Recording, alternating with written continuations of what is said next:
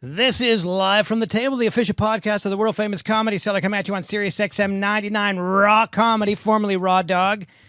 A change for the better, in my opinion, as Raw Dog was a little bit crude. This is Dan Natterman coming at you with Noam Dwarman here, the owner of the Comedy Cellar. And Periel Ashenbrand is here with us. On the soundboard is our dear friend Max, who looks like a young Bob Dylan, but anyway, that's neither here nor there. We have a guest coming in a bit. She's a psychic. He's a psychic. Obviously, and I mean, I'm psychic though. We're having a lot of trouble getting all the instructions. I'm skeptical. I'm skeptical. I don't know about Periel. Periel's not skeptical. She believes in this kind of stuff. So she should be coming in about 15 minutes. So Periel, you believe in psychics? Of course. But really believe in psychics? Yes. All right, go ahead, Dan. Can we talk about last week? Oh, yeah. What, do you have any comments to make? I have a comment when you're all done. Well, last week, the Felicia Madison, Jeffrey Asmus episode. You want to go first, Periel? Should we summarize it briefly for those who were not? So last week, Felicia, you're good at summaries. All right. We had a comic and a comic/comedy booker from the West Side Comic Club. Natterman notes, we call them. Go ahead. Yes. So they had a dispute because the comic/comedy booker posted some stuff that the comedian perceived as Islamophobic. Among other things, she posted a verse from the Koran, which I guess advocated violence. I think she said the Quran only. There's no such. She said there's no peaceful verse in the Quran or something like that. Am I remembering it incorrectly? I don't know if she said precisely that, but she either said or implied that Islam was an inherently violent religion, and so this comic Jeffrey Asmus said, "Well, I'm not working at your club," and she said, "Well," or maybe she I don't know who started it, but she called him Islamophobic. He called her Islamophobic. Yeah, he called her Islamophobic. And then she said, well, I don't know who. Don't like it, lump it.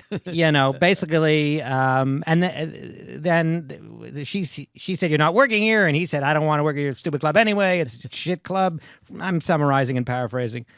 So that was the dispute. Right. So this, the comic was I'll say he was pro-Palestinian. You can say that again. And but he seemed terribly uninformed when put the question. No. Go ahead, Dave. Well, I'm not trying to stir up trouble. Well, what is your assessment of his level? I wouldn't say terribly uninformed. I think he was certain things he didn't know, but I wouldn't call him terribly uninformed. But go ahead, Periel. What do you want to say?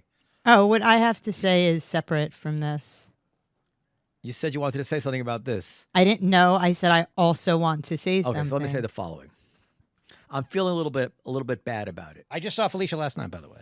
And there didn't seem to be any upset on her part. By the way, I think it's important to note that she said that she tried to apologize and he was not interested in accepting her apology. When was that? Or here, she said that like she didn't mean it, or she's not Islamophobic, or whatever it was. She walked it back. If you want to believe her walk back or not, that's a separate question. But she said, well, she didn't post that verse in the Quran to imply that Islam is violent, but just to start a discussion, basically. All right, this is what I feel bad about. Yep. In the process, it came out, thanks to me, that she had texted me, saying like, why are you using this guy? Right. He's pro-Palestinian and he's harassing me. He posted something like online on Instagram saying basically that the booker of the West Side Comedy Club is an Islamophobe or something like that. Now, I didn't realize that she worked for a corporate entity.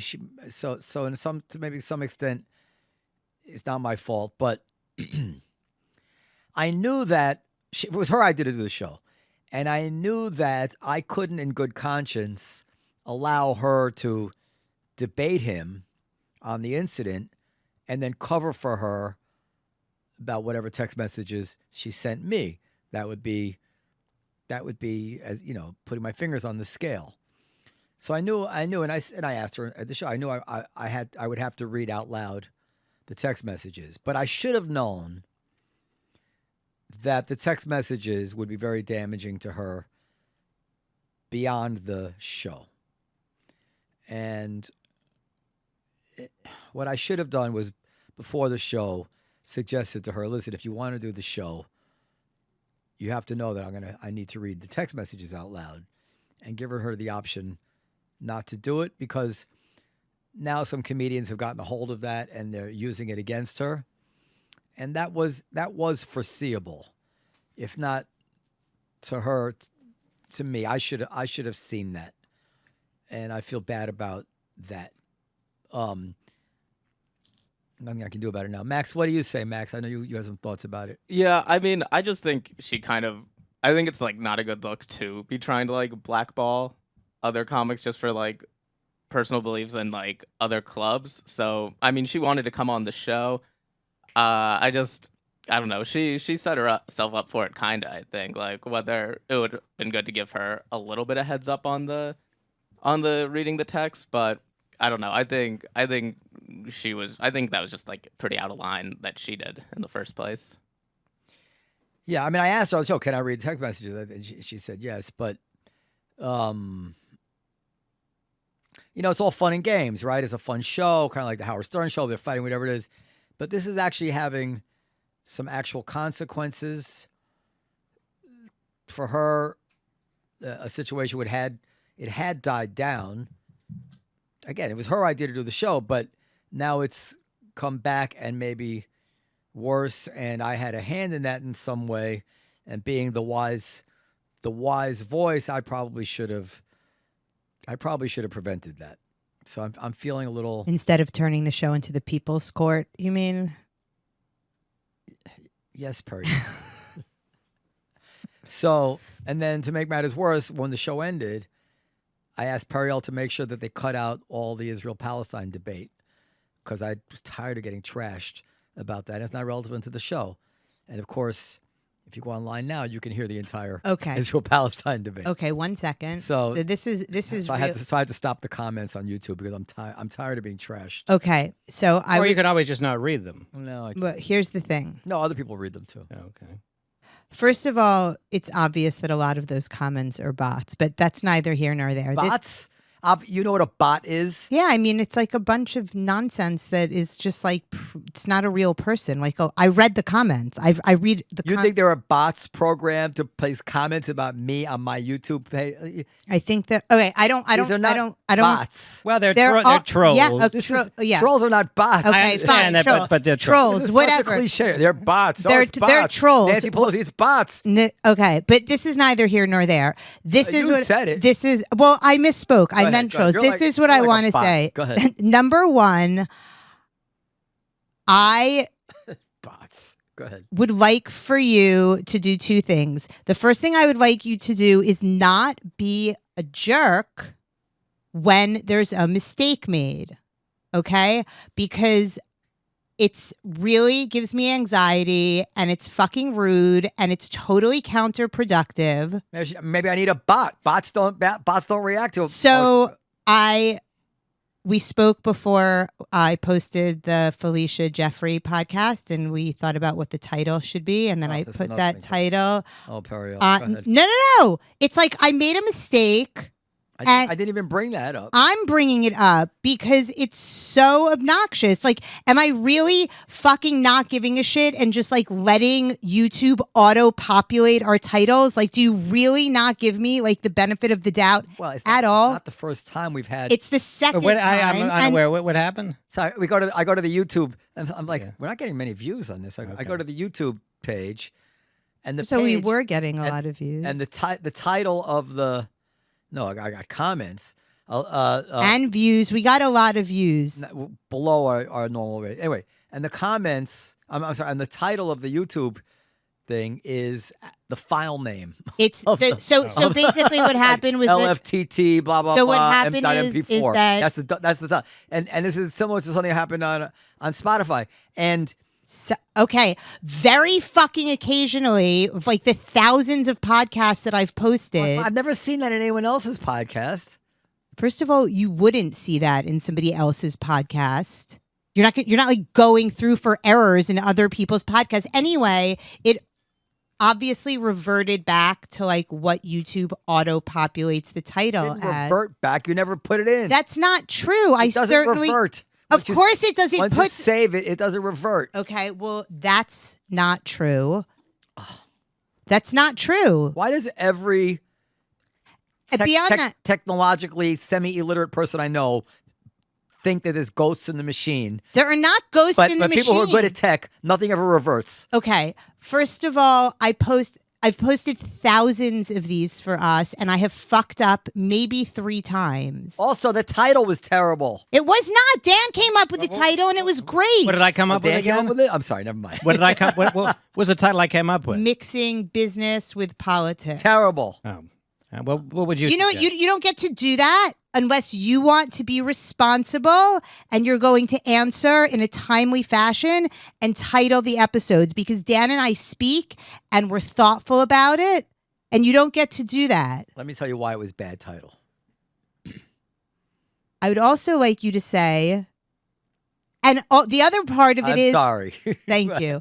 I accept your apology. And the other part of this is you oftentimes ask me to edit something out of the serious version of the show and leave the video as is, unless you personally edit the video. No, Nicole used to edit stuff out. Right, Nicole's not here. Right, but that's beside the point. He all right, can I say something why it's a bad title? Periel, what is the purpose of a title? To give the viewer or potential viewer insight as to what the show is about. It should Wrong. Max, what is Max, what is the purpose of a title? To get in the algorithm to boost the views to as many people. Closer. The point of a title is to get people to watch it. That's what I just said. Now, what is if you were gonna describe somebody about this show, like you got to listen to this podcast, you would tell them this comedian says, this But club owner, did I suggest Booker v. Comic? no. this club owner But even if you had was offended. This club owner tried to call out this pro-Palestinian comic and take away his spots. That's what you would tell them, because I'd be like, holy shit, that sounds good. Business versus, what was it again? Mixing business with politics. Yeah, mixing business politics is. Yeah. You're saying it's a little too broad? You want to try to indicate to them a club owner tried to cancel a Palestinian comic and pro-Palestinian, pro-Palestinian comic and a Donnybrook ensued. You want to try to entice them. So this is a problem with a lot of our titles. Do you understand? There's a billion videos out there. You want to cut through. So, I would. You know what? This is really helpful because this is constructive. Not, I'm really at a loss here. Like, so dramatic. So what should the title of this episode be? Well, Ariel. Now you saw what just happened here. Now, how would you title this? Dan, it's Dan's job. Well, it's not my job to title it. You text me periodically and ask for a title. Well, we have to wait till it's over because we don't. No, just this segment. Just this segment, dumping on Periel as usual. Ariel is an I don't feel idiot. I mean, dumped on. I feel actually quite vindicated. Yeah, that's great. Anyway, okay. So I'm feeling bad about Felicia and. So first of all, I do think it's important that you acknowledge the fact that Felicia keeps saying that she wasn't trying to get him, quote unquote, not to work there because of what he said about Israel Palestine. She said that she was upset because he was trashing the club. Well, I read. I mean, I don't know. I read the text messages. That was definitely part of what she said, and that's why I corrected somebody on Twitter. I said, "Listen, be fair. She was getting trashed personally, and she was upset about the politics, and she apologized on the show. Yeah. So, it's not fair to drop 2 out of the 3 of the of what I think are the relevant facts. Nevertheless, comedians are going to see it the way they want to see it. People get upset. This is the hot button issue. Yeah, I get it. All the way People around. need to let it go. I had a recent video. If we're to finish discussing this, Yes, we are. I had a recent video on TikTok that was taken down or violated community guidelines. What now, Dan? Well, that's the first time it's ever happened. Can we show it on the show? You'll send it to us afterwards. We'll cut it in. Well, no, it's not. It's still on Instagram. Oh, okay. Um, Can Max find it? yeah, I guess so. It's on Instagram. It's the last video I posted. If you want to look, Yeah, he's for going to it. bring it. He's looking it up. Okay, Go okay. ahead. You're looking it up. But on right? Instagram didn't take it down, but TikTok did. Now, what is the nature of the offense? Would you want to see it, or should I describe? Well, I'm killing time while he finds it. Well, the nature of the defense is Most recent one. yeah, the TWA. Right. TWA. Okay. Okay. TWA. Make sure the sound's on.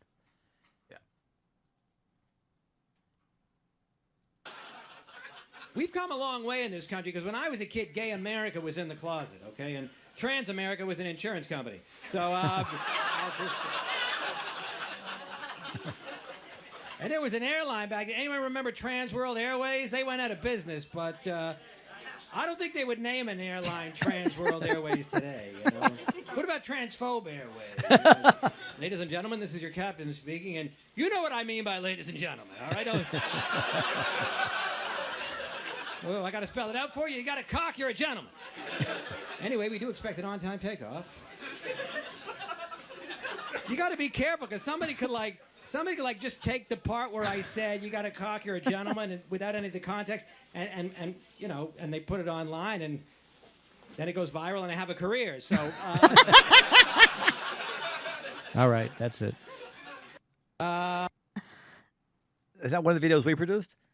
No, that's just. I mean, no, that's just they send me the my set after the show, and I just cut it up. So that's excellent. Oh, thank you. But obviously, we know why it got taken off. I'm not sure why to get that. Well, because the Chinese are very trans. I guess because I'm saying you got to cock. You're a gentleman. The very part that I said, well, if you took it out of context, it would upset people, is probably the part. It probably got. I mean, I don't know. There's like an algorithm that looks for things, or if somebody reported it. But in any case, well, TikTok is for generally younger crowd. So maybe I don't know. There's no rhyme or reason. You know, but my wife's practically banned from Instagram. I think I clicked like appeal, but nothing happened. But anyway, whatever. You know, it's a hot button issue, so I was hoping maybe we get some traction, but it got pulled. So, but how to do an Instagram? Okay, not amazing. Not my. Is it on our Instagram? No. Well, we have like 1 million followers. I mean, why don't? Well, because it's not up to me what goes on your Instagram. Yeah, but if we produce it, then we put it on our channel. Okay, so can you send it to Liz? We'll put it on our channel. Okay, fine. Does it? You should. What you should. Well, do, because wait, I listen just to me. figure that I don't know how the process works to get shit on your channel. Speak up for yourself. Okay. There. Listen, what you should do is you should take it off of your Insta and do a collab with the seller. You have to. You can't do that take it off. retroactively. That's Take right. it off. That's right. And do a collab. Ask Liz. She'll tell you how to do it. That's first class clip. We need It's that. great. Okay. It's hysterical. You're very funny, Mr. Natterman. Oh, thank you. And a little transphobic. No, he's not. All right. What else? While we're waiting for Dr. Harra, Carmen Harra, right? Yeah, she's so nice. I spoke to her on the phone today. What country is she from? I'm not sure. I didn't ask. All right. What else, Dan? Well, I've joined the 2020s, and I got a subscription to Apple Music instead of buying songs one at a time. I think I mentioned this Why to you. not Spotify? Well, because Apple just sent me like, hey, sign up for... And so I just click, because whatever. Okay. They're the first ones that got to me, and, you know, I just say yes to the first one that comes.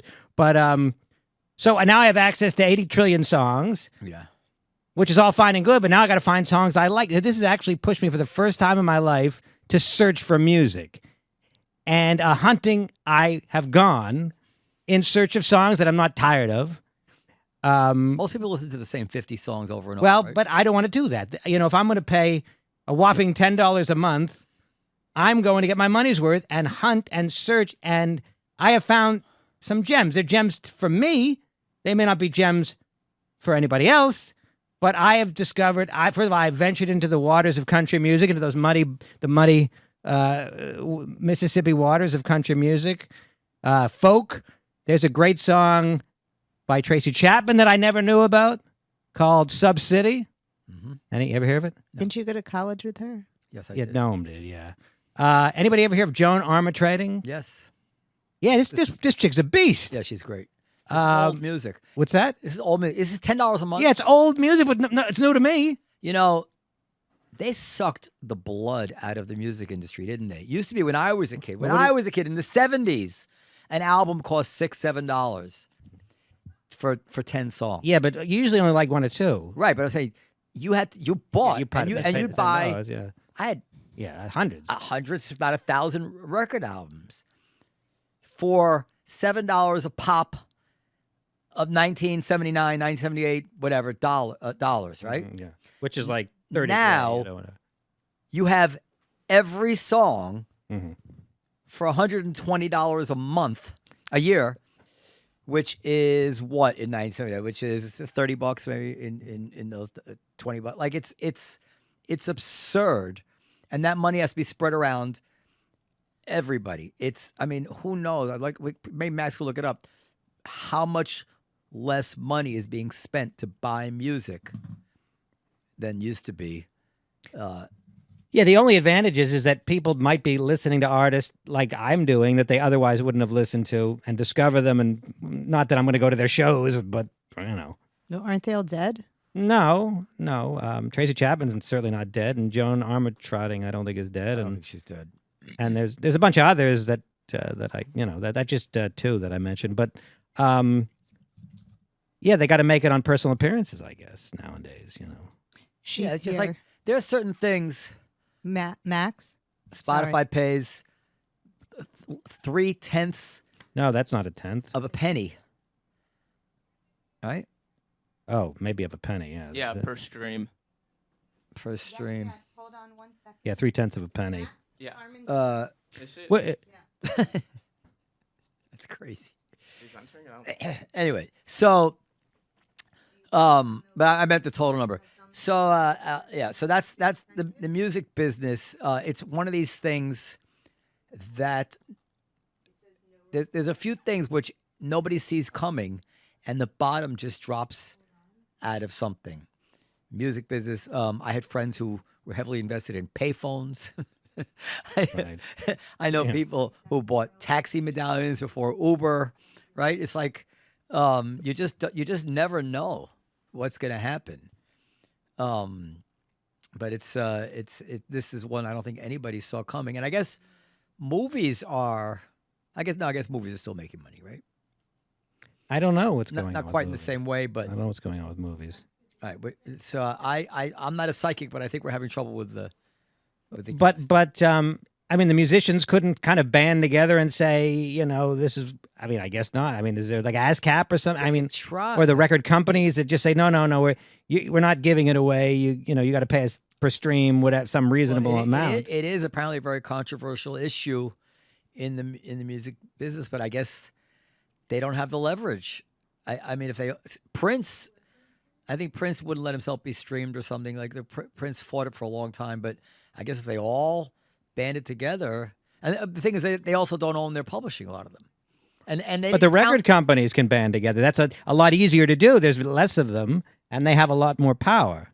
Yeah, it's not clear to me whether the record company, which has an aggregation of all the music, many of those albums would lose money. Like, I'm not sure if they get hurt as badly as the individual artists. I'm not sure how that works. But I'm sure the record companies take a hit also.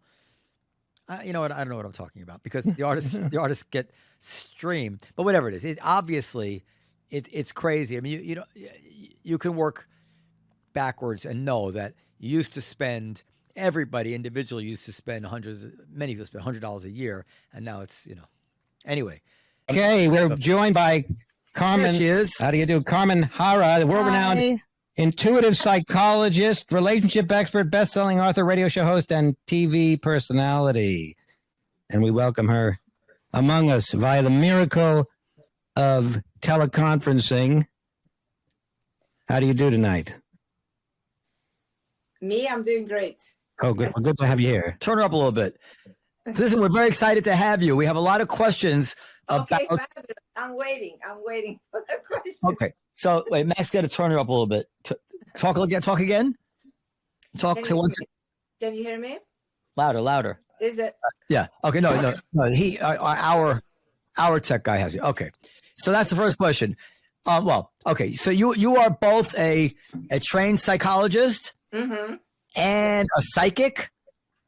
No, I'm intuitive. It's an ability of the brain to transcend, to bridge the two levels of the brain, the left hemisphere with the right. So, there is there are two glands on the top of the head that can connect to the two hemisphere. Is the cognitive mind. You operate on the cognitive mind right now. Yes. And there's the subconscious mind. So if you bridge the two levels, then you use something that is called intuition. It's an ability of the brain that everybody has. And some people call themselves psychics, but they don't know exactly why they call themselves psychics. And I'm giving you the sort of medical explanation why, it's possible to connect and be more intuitive if you want to be. It's your decision. So you're not a psych. You don't believe in like supernatural powers? No, I do believe in supernatural. Since the dawn of time, we believe in the supernatural. And I do believe that there's divine and that there's a way to connect with a force beyond the cognitive. So there is a divine energy that exists within ourselves, actually. So, okay. So let me hurry up. What's the matter with you? All right, listen. So I'm very interested in this stuff. And first, I'll be honest, put my cards on the table.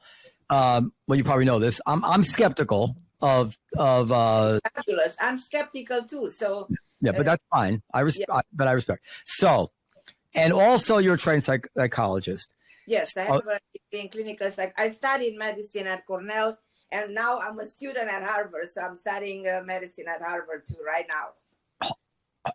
Harvard, Harvard. Harvard Medical. Yeah. So that's fascinating too. All right. So let's. I'm fascinated with medicine because I do believe that we should know more about how to treat ourselves beyond the system, the billion-dollar system. And you believe in numerology. So this is what I wanted. I believe in numerology because it makes sense, it's the timing of our life. And, you cannot see the world without numbers. Everything connects with a form of energy that is translated in a number. I studied numerology 30 years ago in New York with a Harvard professor, with a mathematician, and he made me really believe in the power of numbers as defining, our life in many respects. So let's talk about a little bit how this all comes together in our lives and what we can learn from that. So let's just take something that everybody has in common. Many people, I'm married. So first question would be in my mind, and feel free to jump in, guys. Does it matter the date that I get married? Does numerology matter? Because I know some Chinese, it does. Everything matters when it comes to the time. Everything matters. So it depends which day you get married. It depends which personal year you get married. It depends which pinnacle in your life you get married. It also depends what kind of an archetype you have and what kind of an archetype your wife has. So then, are you really a match? Tell us what archetypes are. Well, first, what's that? Hold on, what's up at a time? So you can start with archetypes. We'll get back to the dates because there's a day we get married. There's a date of our birthdays. There's a lot of dates, right? Okay. Yeah. But archetypes are defined by numbers, but also archetypes. It's a term in psychology introduced by Carl Jung. Carl Jung was inspired by Plato. The same time when Pythagoras created the Western numerology, that is the foundation of the bank accounts today, so the foundation of numbers. But by the same time, 2,500 years ago, two Greek philosophers, on one side was Pythagoras, on the other side Plato. They both defined this concept, and I tried to put it together. So when you say you mean we call it Pythagoras. That's what you're referring to? Yes. Okay. Pythagoras. Sorry. Pythagoras, in the Greek, the way you pronounce it, would be Pythagoras. I mean, it depends on the accent. No, I'm not correcting the pronunciation. That's what I understood. What matters for the people listening is that Plato created a theory of forms. And Carl Jung, the student of Freud, developed the concept of a form into the human archetype. A human archetype defines who you are, defines your personality trait, your capacity to love, your weaknesses, your strength. Everything about who you are is defined in your human archetype. Now, the question is, are you a match with your wife who has a specific archetype, maybe very different than yours? It may or may not be energetically a match, and that explains that out of the 100 marriages, 50, more than 50 end up in a divorce. Well, my wife's Puerto Rican, so you could probably predict That her. has nothing to do. That has something to do. Such beautiful Puerto Rican women. They tend to an archetype.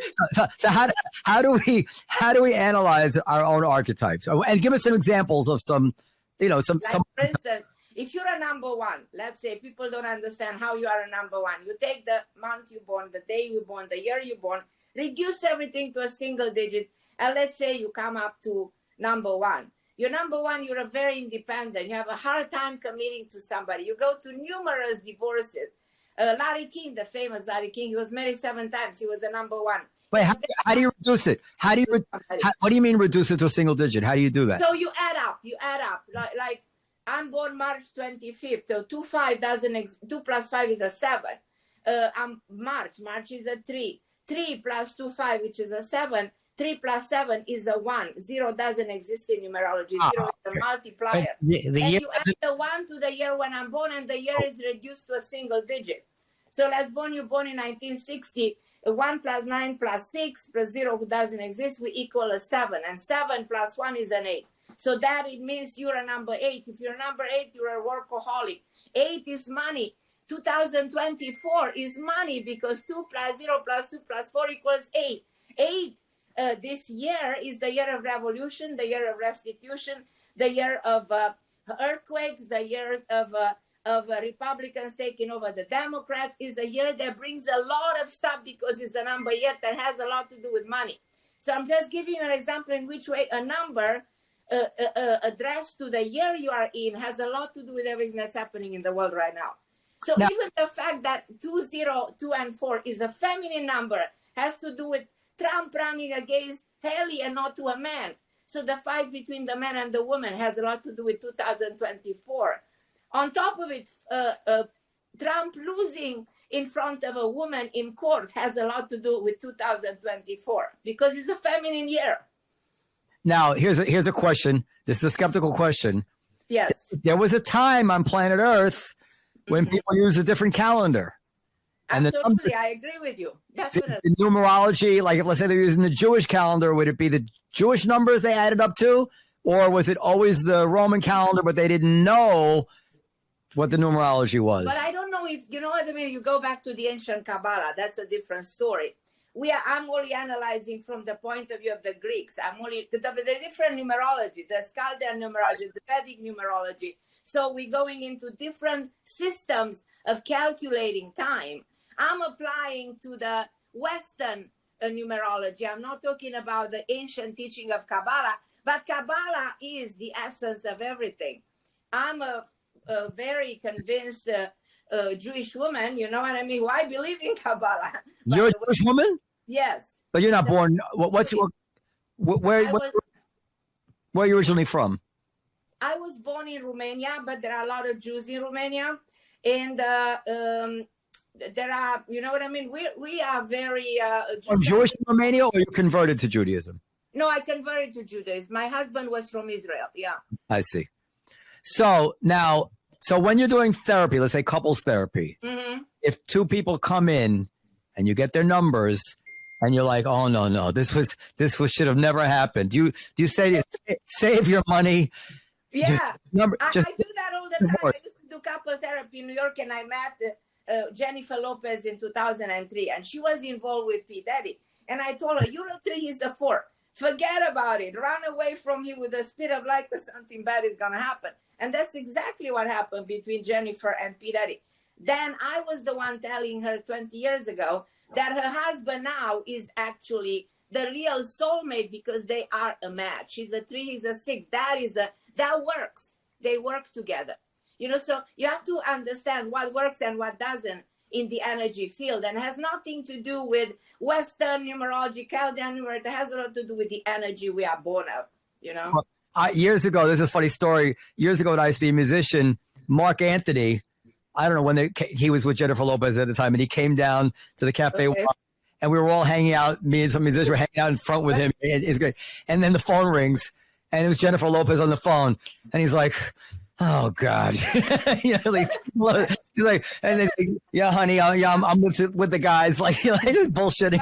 Like any dude with any number 3 that she must have been a number 3. I want to tell you, he's a 5. So Mark Anthony is a 5. She was a 3. Oh, you don't have to tell me. 3 and 5 are transition. That's not gonna last. Yeah. So Cool. I had somebody from Us Weekly after she got married to Mark Anthony. And I said, no way this is going to work. It might work for a period of time. It lasted 7 years.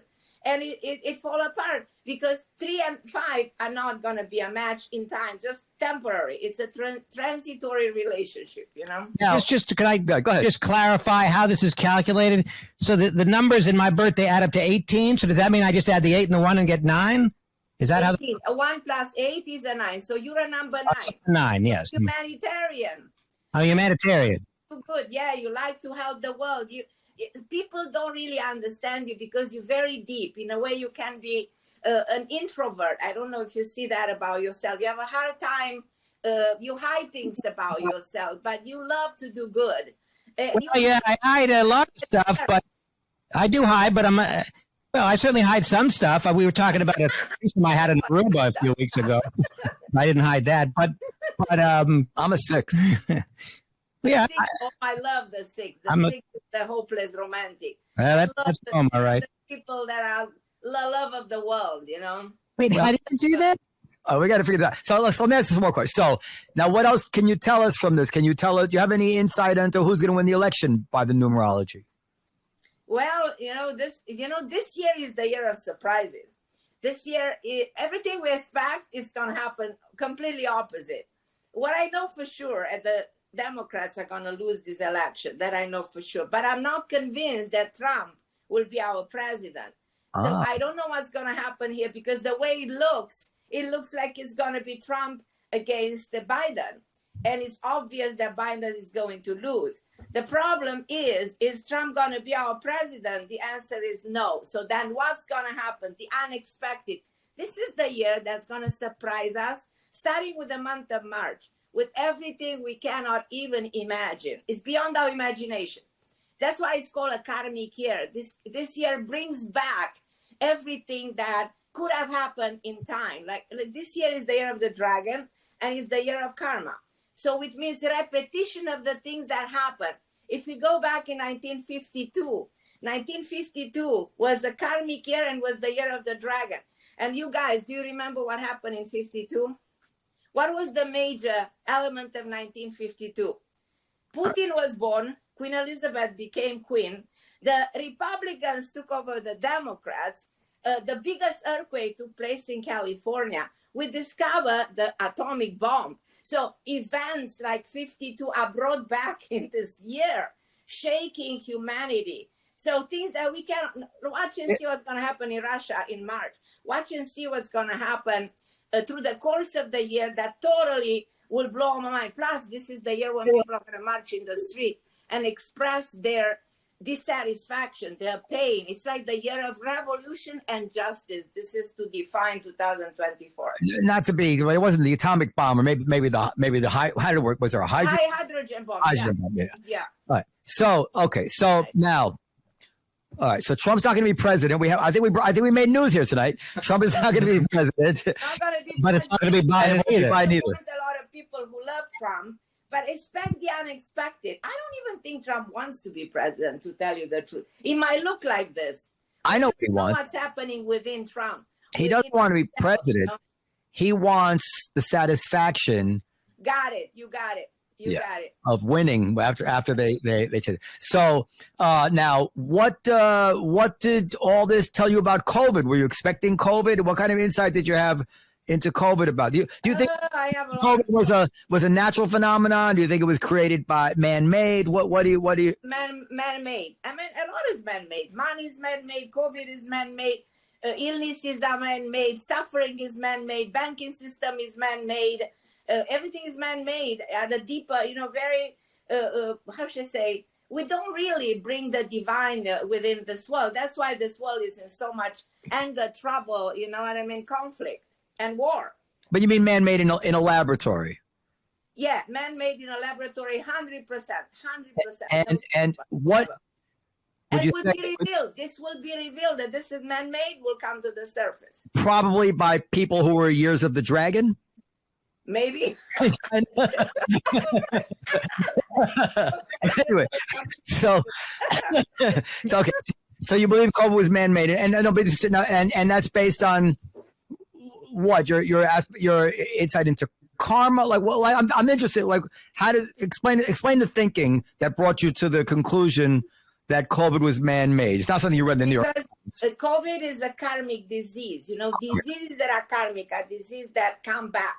If you go back 100 years ago, you know, there was another, big, what was the flu, Spanish 1918, flu. yeah. Spanish flu. So events keep on repeating karmically around 100 years. Watch and see what's going to happen in 2029, going back to 1929 when the crash happened. So we rapidly go towards the collapse of the monetary system, in which we will eliminate the cash and will only have the electronic monetary system in the years ahead. The fall of the bank is, I said all of this in my first book 25 years ago. I talk about the collapse of the banking system. All the problem we're facing today, I actually mentioned in my first book. So you are heavily invested in Bitcoin then, I would imagine? I will not invest in Bitcoin because that's also something that is not going to work. There's like a system that is going to be put in place in the next 2-3 years that is not yet established.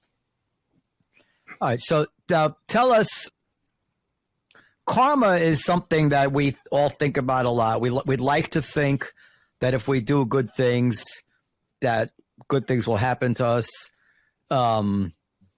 I guess we rationalize if bad things happen to us, maybe like something bad. If when bad things happen to me, I assume that my wife has bad karma, and this is the way God's even with her. But I'm just like a tool. But can we judge based on our own good or bad luck whether we've been good or bad people? Is that a good? No. Karma is a very complex concept. It's the totality of your action, of your thoughts, of your intention that translates. Even your thoughts. But there's personal karma, there's family karma, the family you're born into. Sometimes, you carry the family karma on your shoulder and you see a lot of bad stuff happening to you, but you're a good person. You did nothing wrong. But that karma will manifest. Karma also calcified into your physical, into your body. So diseases are karmic. Karma also means repetition. It's way more a complex process than the Newtonian concept of what goes around comes around. So not only, I did a lot of good stuff and yet bad is continuing happening to us. Look at humanity, the karma of mankind. Whatever mankind has created for thousands of years has a payback now. So we pay, because you used to say the karma is the law of restitution. And 2024 is the year of restitution and the year of justice. And probably by the end of the year, people will understand what I'm really talking about. You may not get it right away, but this year will reveal what karma means in terms of repeating things that happen already. Can I ask one question so I know the answer to this before, because it matters? Do you believe in the concept of a soul? In other words, because what I was thinking, and then I want to get to Dan, children die young. And what you're saying is sounds very unjust, that somehow his family or somehow he's suffering, the child that dies young, it gets cancer or something, is suffering for the karma of other people. But maybe his soul is going to pass on to a happier existence more quickly. So maybe it's not so terrible as it seems to us. So do you believe in the concept of an afterlife and a permanent life? Absolutely. I believe in afterlife. And I also believe that if you leave this earth and go in a higher dimension and you left things unresolved, you might be tempted to come back. Because we are a form of energy. And Einstein used to say energy never dies. So you can come back in the flash and finish the business you never finished. So, and also believe that your numerology will tell you how long you live. So on your numerology is a very clear indication how many years you're going to spend on Earth. And it also shows you when do you have a point in your destiny when it's most likely that you're going to exit this world. So it's fascinating to understand numerology and know how you will go through your life, and when is the moment when you need to be careful of something happening to you, and how can you, if there's any way to prevent things from happening. So that's why I promote this science, because it's a science and it's interesting for people to get much more out of it. Most likely finding out your longevity. I think to me it's interesting to know how long you're going to be on Earth. Go ahead, Dan. Well, I just wanted to know if you'd be willing to come back at the end of the year Yes. to discuss what you will had. actually come back sooner on your show. Watch and see. Well, we'd like to, after the election, you had some interesting predictions about the election, so we might want to have you back to recap. Yes, I would love that. Now, I'm very grateful for you having me, guys. I'm very grateful. oh, we're enjoying this. I want to ask, of course, we don't let anybody off the show now without asking about the Arab-Israeli conflict and what insights does your expertise bring to that conflict? Do you see what karma means? You just look at the Middle East conflict, which I predicted on Fox 25 years ago on a TV show. I said that's actually the beginning, of the so-called Third World War. So this is where the danger is, for the world to expand war. And this is another thing that is very concerning for humanity. And what's happening here goes back to a fight that exists for thousands of years. That part of the world originated war. War goes back to the Middle East. That's what war was created originally. And Earth has karma, and something that happened in a specific time of the Earth will repeat again. Like First World War happened one place, second one in the same place. So when things keep on repeating, but there's a danger with the war over. There's a danger that this war will expand and become something bigger. I don't want to give bad news to everybody. Let's just pray that that's not going to happen, Now, I mean, this doesn't sound good for the Jews, does it? I mean, a lot of bad things keep happening to us. Yeah, I don't know why it's happening to us, because we such good people and we don't deserve it. According to you. Yes, by the Jews, and I really want the Jews to be fine, and I think they will be. Oh, that's good. I want everybody to be fine, but I'm not following. I want everybody to be fine. I agree with you.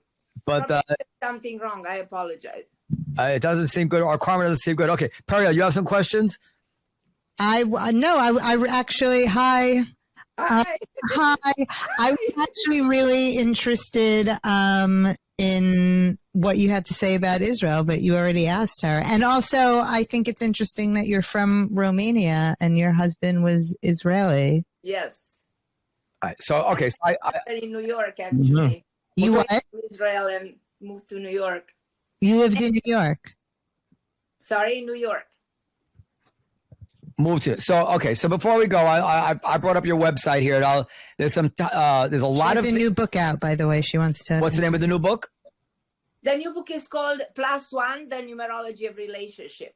Ah, okay. So it's related to this. So on the website, you have lots of videos here. I didn't watch them, but I'm looking at the names of it. But the website is chock full. So everybody should go to her website, KarmenHarra.com, CarmenHarra.com. So a little bit here. You go signs of a toxic relationship.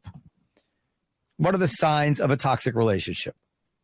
When there's toxic relationships are really dangerous, in my opinion, because people argue so much. There's so much bickering. There's so much disagreement. And there are relationships that are toxic all the way from the beginning. And you look like Kim Kardashian and Kanye West. That was a toxic relationship. And there's no way to fix it. You just have to run away with the speed of light because it ends up very bad. It becomes aggressive, abusive, and nobody should stay in a toxic relationship. If you feel that you guys, you cannot reach common ground and you cannot act, with compassion and love and in alignment and agreement with each other, then put an end to it. There's no way of staying in a toxic relationship. Don't get therapy. Just put an end to it. No, put an end to it. The therapy will not do it. I'm with you, by the way. I'm happy to hear a therapist is skeptical of the therapy because she's skeptical of therapy for couples, not therapy in general. Well, I did couple therapy, and whenever I saw a toxic relationship, I told you guys don't take up my time. go away, separate ways. When is therapy the most effective? Is effective in many cases. For instance, we were talking about losing somebody, young.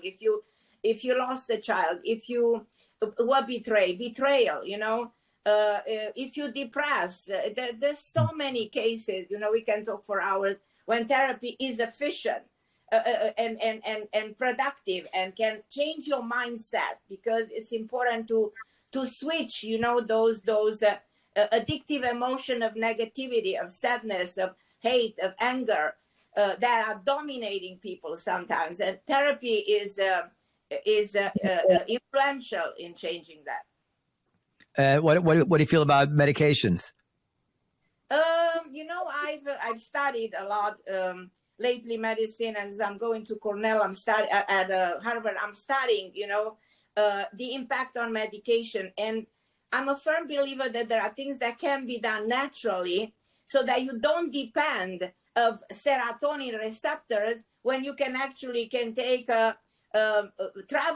Travacor is developed by science, and is something natural that can made of GABA and made of taurine, and that can boost the neurotransmitters in the brain and create balance within those catecholamines. So immediately, depression can be alleviated. You sleep better, you feel better, you envision the world as a better place. So you are in harmony with your mind. All right. Well, listen, I don't claim to have telepathy, but I get a vibe from you, honestly, that you are a very happy and warm person and a pleasure to meet. And I would like very much to meet you in person. I don't think I'm a believer in all the mumbo jumbo. And also it would depress me to think that we are so much hostages to being born at 11:55 or 12:05 a.m. This seems quite unfair in the course of the Well, universe. I don't believe we're hostages to that, but I do believe we're hostages. Because you believe there's no free will. Well, yes, I don't believe in free will. Yeah. You don't believe in free will, or you do believe? I do believe in I do not believe in it. You don't believe in free will? No, I do not. Okay. Yeah. He has a Newtonian. Well, I don't know how one logically could believe in free will, but do you know? But you have the free will to like me or the free will to dislike me. Well, I don't know that I do. My brain is telling me, look, I learned not dislikable. Go ahead. I learned about free will one time when I smoked too much marijuana. And but you see, you're a number 9. You have a tendency towards addictive. Guilty as charged. No, so that doesn't surprise me. If I look from the spiritual perspective about your divine codification, everything you say makes sense and is in alignment with who you are, numerologically speaking. But you have a specific archetype, and the archetype that you have is fabulous because you're a very well-rounded individual. You're very loving, caring. Besides this appearance, you know what I mean? You have a good heart. A good heart. Well, the point I wanted to make about marijuana is I became so paranoid, and I realized my brain. I don't control my brain. My brain is an organ that does. That I agree. That I agree. It decided that I was going to think the cops were coming, and that's what I thought. Yeah, I agree with that. But and yet, taking marijuana is a form of addiction, and has a lot to do with your neurons in the brain forming an alliance and a dependency. Well, but I'm a regular user. The world today, the addiction. We are in a world that is very addicted to many things, to substances, to emotion, to behavior, pattern of behavior. So if you can break through the addiction of the world, we can bring normality and harmony in this universe and in our world and in the world overall. All right. Well, I'm not a regular user, but I do chew gum quite a bit. I know which one. No, just Trident bubble gum. All right. Well, anyway, so we're going to let you go, Dr. Harra. Harra or Harra? How do you pronounce it? Harra. So, but we learned that Trump will not be president. Someone else will be. Won't be Biden. And we should short the stock market in 2029. And Bitcoin is to be avoided. Bitcoin's to be avoided. Stay clear of number ones. Depends what your number is. Oh, I don't think you can say it. Oh, well, if you want to know, does your book give us the details of which numbers? Yeah, it details everything. It defines every human archetype based on this energetic way of expressing yourself through the numbers. So in other words, every number is associated with a human archetype. And you cannot deny the human archetypes. They exist in psychology. They are branches of psychology. Before you go, just yay or nay, horoscope. Yeah, I believe in horoscope. Tarot cards. No, I'm not a tarot cards. Tarot cards come from the tarot, from the Torah. So but I don't necessarily. What do you think about numbers? Wait. Sorry. Bumps on the forehead. No. No. Tea leaves. No. Palms. Up to a certain degree, yeah. Fortune cookies. No. Okay. I just wanted to ask you: are number fives generally known to be authoritarian types? They are free spirits. They don't like to attach. Number 5 doesn't like to attach. Well, Hitler never had a girlfriend. So in the ancient teaching of Kabbalah. So. like he did have a brother. Yeah. Doctor, I don't know if you could hear because of the thing. Hitler was the number 5, Dan tells us. Who was? Hitler. You've heard of him. Hitler, if he was a number 5, that's why he died the way he died. Yeah. All right. He was a free spirit. He was all right. Well, he was, I guess. all about, you know what I mean? There are major archetypes and recessive archetypes. He must have been not only a free spirit because he was such a monster, so there were many other things that define him. You can't just simply say because he was that number that describes him. I watched on YouTube a Hitler speech the other day. Have you ever done it? No, I've heard him. I mean, he's a fairly good speaker. He spoke for a long time. The speech was like an hour and a half. I think I watched almost 40 minutes of it. He took his time. He did not have one or I presume he was reading it, but it was almost memorized. He didn't misspeak one time. He didn't stutter. He started very calm and then he built into this crescendo. I mean, it was quite a performance, just as to try to understand how this guy was so powerful. I'm sure there are many other elements that allowed that, but one had to admit that was, I had no idea. I'd never really listened to a Hitler speech that way. Anyway, I mean, listen to Barack Obama or any normal politician, they misspeak, or Joe Biden, but any of them. I mean, this guy, I've never heard anything like it. All right. Anyway, but that's how 5s are. Anyway, Doctor, we really was honestly a pleasure to meet you. I'd love to meet you again. Any last words, or was I going to let you go? So the pleasure is mine. And you guys are fantastic and you're phenomenal. I wish to know much more about you by you giving me your birthdays. I'll give me have a sense of your human archetype. Just as a psychologist, I see through you guys. So I got it. Next time we'll have another show, I'll bring my wife on because she's a piece of work. Yes. And we'll give you all our birthdays and your husband's birthday. That would be so much fun. Oh, that'd be great. Okay. All right. So long, Doctor. Thank you very much. Bye. Thank you. Bye. Love you. Appreciate it. Thank you for having me. Well, I think, one could make a good case of Hitler being a free spirit. He certainly traveled his own path. How charming is that woman? I told you. Don't put a whole lot of stock into her theories of of birthdays and all of that. What do you mean? What? Of course not. First of all, didn't I tell you I spoke to her on the phone? She was you got it the second you talked to her. She's so warm. It radiates. Really. She's a delight. Now humanitarian. I don't know that that's the best way to characterize me. Yeah, that's a little bit of a stretch. And she jumped on the marijuana thing. I never use marijuana. You told her. So. No, but she said your addictive personality, which is not the case. All right, whatever. How do you know? Anyway, I think she was terrific. We really should do another show. I don't know how the guests will feel about it, but but if Trump gets elected, then she may not want to come back on. I think she's right about everything. I think she's going to have an explanation. They always do. They seem to, yeah. But now before we go, you're going to have to edit a little bit of this, Max. Yeah. Periel, You believe this extraterrestrial mumbo jumbo? Don't. You mean not- paranormal, not it- extraterrestrial. Just being, you know. Specifically what? Like What are you asking You me? think there are supernatural forces out there? I believe in which explain things in a way that we can't possibly understand. Yes, I believe in energy, and I believe in. Now, what does that mean? You believe in energy? Well, we all believe in energy.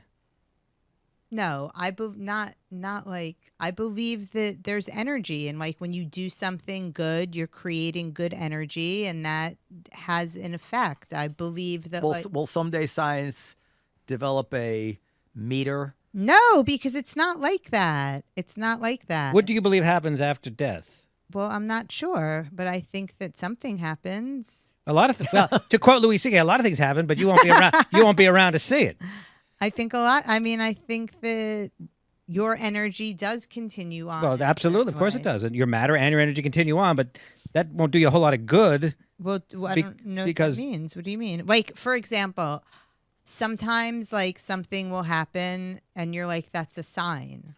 Like the universe is at play. Like sometimes, like we were doing, I was writing something and I kept saying that like I really thought we should have like 18 chapters in this thing because of like whatever it was.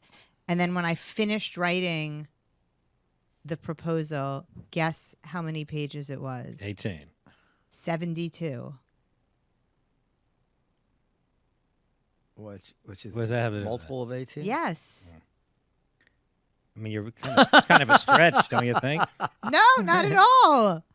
Not at all. Like, and people were like, "Oh, I don't really think it matters," and I was like, "No. It has to have 18 chapters." Like, I feel like the numbers, and you know me, I'm not like a big number person, but that's like a sign that it wound up on 72 pages. Four times 18 is Well, but if it wound up on, you know, a number of pages that added up to 18, you would have said, oh, and those two, that, you know, it adds up to 18. No, I would not have. And also, like, we're you know, I told you guys we're collecting all these toys for the playrooms for a couple of the kibbutzim that were destroyed in October 7th. And we were packaging up the boxes and we're counting the number of toys that were in the boxes. And one of the boxes was Rubik's Cubes, and and I was numbering the boxes. And there were 36 Rubik's Cubes that wound up in box number 36. Yeah, but there you have it. You know, but Perry, you go throughout your That is day. the dumbest thing. You actually believe this shit, or you just trying to entertain people at home? Are you fucking Are you kidding playing a me? character? Periel, you know, you in life, so much shit happens that coincidences are inevitable, and it would be the crazy thing would be if there were no such coincidences, because we do so many different things and we're involved in so many activities that there's going to be a coincidence at some point. How many boxes were there? There were almost 100. So it was 1 out of 100 chance. No, no, it wasn't 1 out of 100 chance. How so? There were like, 17 Lego sets and 43 Barbie dolls. Right. And so what are the But however many Rubik's Cubes were in that box, there was a 1 out of 100 chance it was going to be that box number, because there's only 100 boxes. But what were the chances that we were going to have 36 Rubik's Cubes? I didn't know how many Rubik's It doesn't Cubes matter. we had. It doesn't matter if it's 36. If it was 5 Rubik's Cubes, It could have been in or box number 99 5. Rubik's Cubes, it would have been a 1 out of 100 chance it was in box number 5 or box number 99. No. What do you mean no? This is pretty simple math here. 5 Rubik's Cubes in box number 5 1 out of would not have resonated. Because the number 36 is twice high. exactly. So you believe in numerology too? Yes. Okay. All right, ladies and gentlemen. All right. What we could, so what we know now is that I think we learned something about women. Let's be honest. You know, what's that old joke about the professor in front of a biology class, and it tells the frog to jump, and the frog jumps, and it cuts off one leg of the frog. It says, "Now jump," and the frog still jumps. Cuts off another leg. You know this? No, I don't think I know that. Another leg. Finally, one leg of the frog. Frog still jumps. Cuts off the legs. and no frog. And the frog doesn't jump, can't. So the professor says, and now, class, what have we proven? We've proven that when you cut off all 4 legs of a frog, he can no longer hear. Somehow that reminds me of Periel. And I wanted to say one more thing about psychology. I meant to fucking ask her, and I forgot. This is my proof of psychology. And then we're going to go. If you meet someone, they never lie. If you meet what? You meet somebody, they never lie. They say, why don't you lie? Well, I never lie because I was raised by a father and mother who never lied to me. And I learned from that to be completely honest. You meet someone else, say, you never lie. Why don't you ever lie? Well, I never lie because my parents always lied to me. I can never believe anything they said. And I found this so upsetting that I swore I would never lie. My point being, from virtually any fact pattern, you can generate an explanation why it would cause the personality that you're seeing.